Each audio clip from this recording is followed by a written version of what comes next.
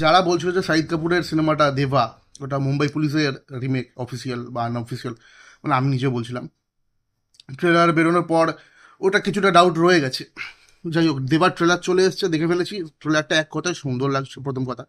আর Shahid Kapoor, Roston Andrews যে director আছে, Shahid কাপুরকে present করছে সব থেকে বড় কথা খুব ভালোভাবে। যেটা শাহিদ কাপুর এরকম পারফরমেন্স আমরা কবে লাস্ট দেখেছিলাম? কবির সিংয়ে দেখেছিলাম, বাট কবির সিং যাই হোক, অ্যাকচুয়ালি আমরা বলতে গেলে এরকম টাইপ অফ যে ঝল্লিবাল্লি টাইপের, পাগলা টাইপের এরকম পারফরমেন্স আই থিঙ্ক দেখেছিলাম লাস্ট কামিনেতে।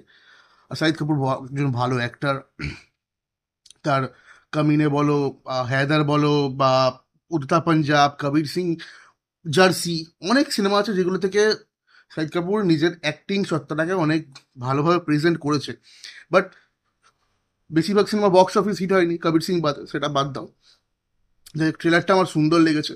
ট্রেলারের সব থেকে খাস বাত এটা ছিল যে প্রথম থেকে একদম স্লোভাবে স্টার্ট করে একদম মিডলে হঠাৎ করে হাইফাই, মানে ধুম ধাক্কা চলছে, আবার নিয়ে গিয়ে কিন্তু শেষ করে দিচ্ছে একটা নর্মাল ওয়েতে, একদম ছোট্ট একটা, মানে শান্তভাবে।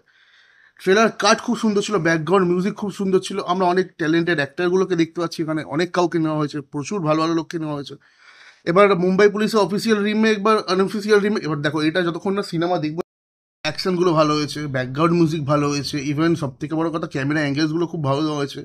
শাহিদ কাপুর অ্যাক্টিং তো মারাত্মক লাগছে, ব্যাকগ্রাউন্ড মিউজিকটা আলাদা আলাদা দেবা, যাই হোক একদম সুন্দর লাগছে। এবার দেখার 31শে জানুয়ারি রিলিজ হবে সিনেমাটা, এটা দেখতে যাওয়ার তো খুব ইচ্ছা আছে, যাবোই I think.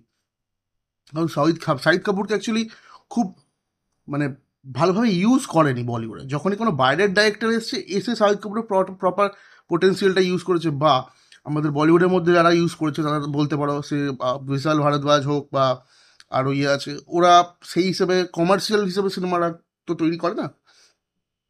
Shahid Kapoor actually commercial সিনেমার হিরো হিসেবে খুবই ভালো একজন অ্যাক্টার।